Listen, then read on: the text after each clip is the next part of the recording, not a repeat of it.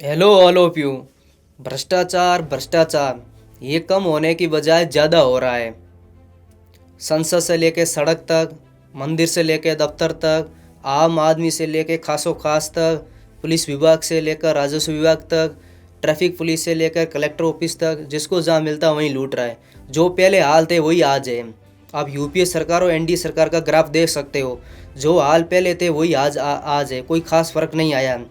भ्रष्टाचार पर नज़र रखने वाली ranking agency transparency international 2020 corruption perception index CPI जारी किया, जिसमें भारत 40 अंकों के साथ 86वें स्थान पर है। नरेंद्र भाई मोदी के कार्यकाल में भी भ्रष्टाचार कम नहीं हुआ है।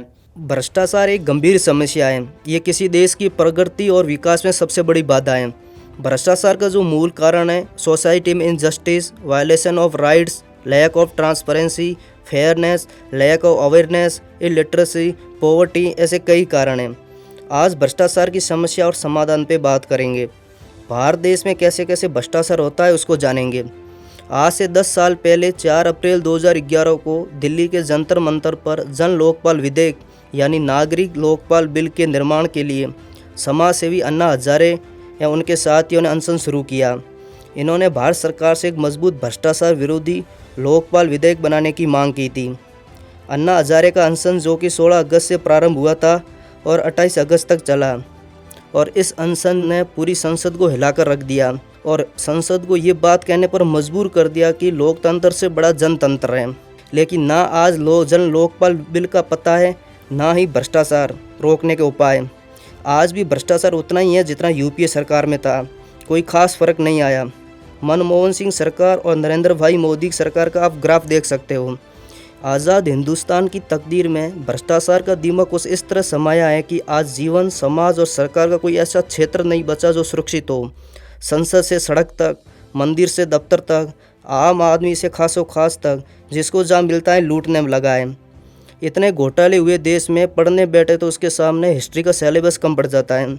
1,76,000 करोड़ रुपए का 2G घोटाला, 1,86,000 करोड़ रुपए का कोयला घोटाला, 2300 करोड़ रुपए का राष्ट्रमंडल खेल घोटाला, 900 करोड़ रुपए का चारा घोटाला, 400 करोड़ रुपए का IPL घोटाला।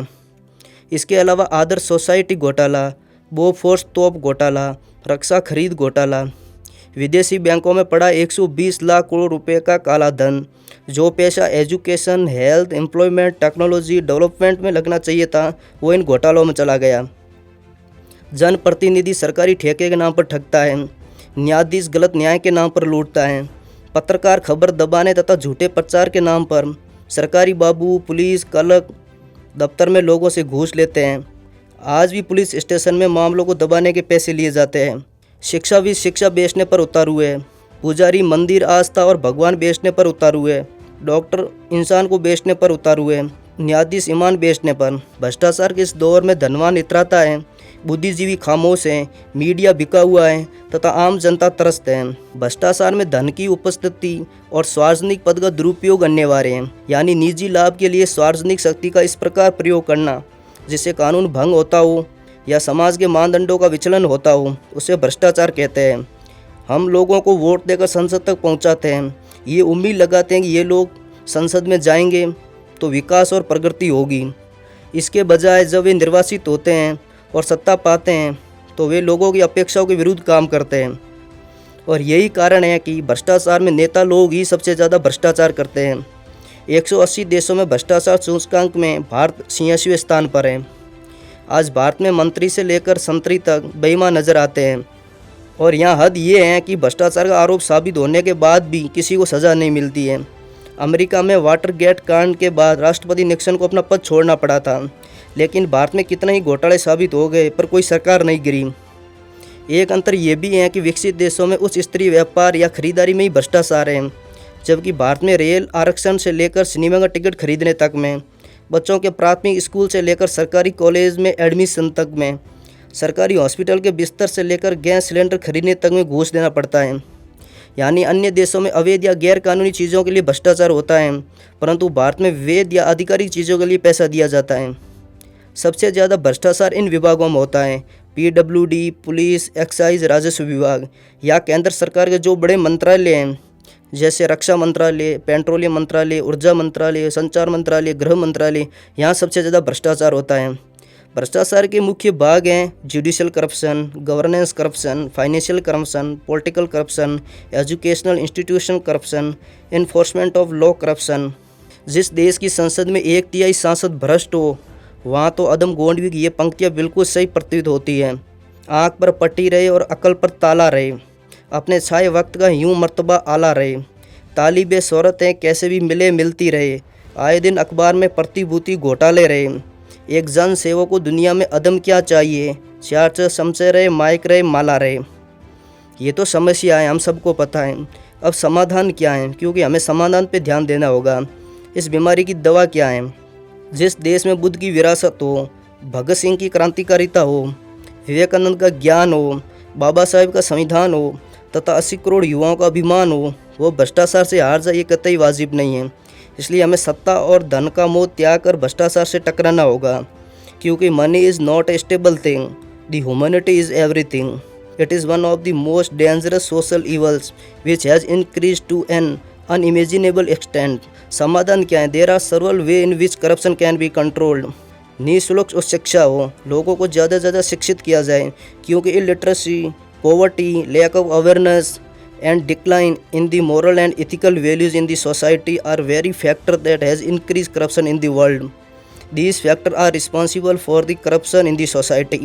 एक जांच से पता चला है कि illiteracy is the considered one of the major cause of corruption. जितना ज़्यादा शिक्षा पे पैसा खर्च किया जाए उतना ही कम है। सरकार को रिश्वतखोरी के खिलाफ सख्त कानून बनाने होंगे। सरकार अपने कर्मचारियों के वेतन में वृद्धि करें। जन लोकपाल बिल को मंजूरी देनी चाहिए। जन लोकपाल में ये बातें प्रमुख होती हैं। इस बिल में भ्रष्टाचार के आरोपी की जांच के लिए केंद्र में लोकपाल और राज्य में लोकायुक्त की नियुक्ति का प्रस्ताव होगा। इसके कामकाज में सरकार और अफसरों का कोई दखल नहीं होगा। भ्रष्टाचार की वजह से सरकार को जो नुकसान हुआ है, अपराध साबित होने पर उसे दोषी से वसूला जाएगा। लोकपाल के सदस्यों का चयन जज, नागरिक तथा संवैधानिक संस्थाएं मिलकर करेगी। नेताओं का कोई हस्तक्षेप नहीं होगा। मीडिया को ईमानदार रहकर ईमानदार हुए सफल लोगों के जीवन के बारे में प्रचार करके इसे ख़त्म किया जा सकता है। सत्ता के लोगों को ईमानदार रहकर अपनी जिम्मेदारी निभानी होगी, क्योंकि सत्ता का चरित्र स्पष्ट है।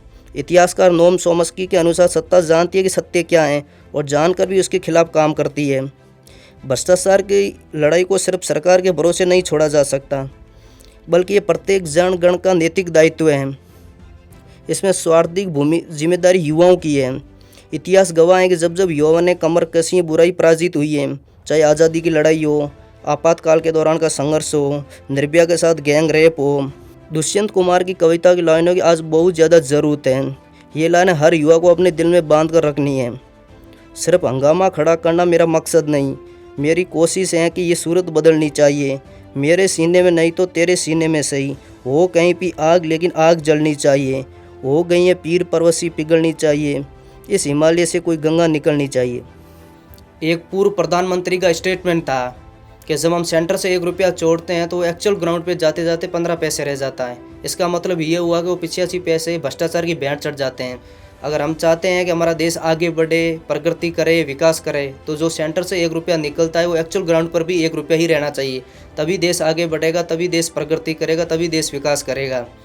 आई होप आपको वीडियो पसंद आया होगा। दिल से वीडियो पसंद आया तो लाइक करो, कमेंट करो, शेयर करो, सब्सक्राइब करो, क्योंकि शब्द और दिमाग से दुनिया जीती जाती है, दिल तो आज भी दिल से ही जीता जाता है।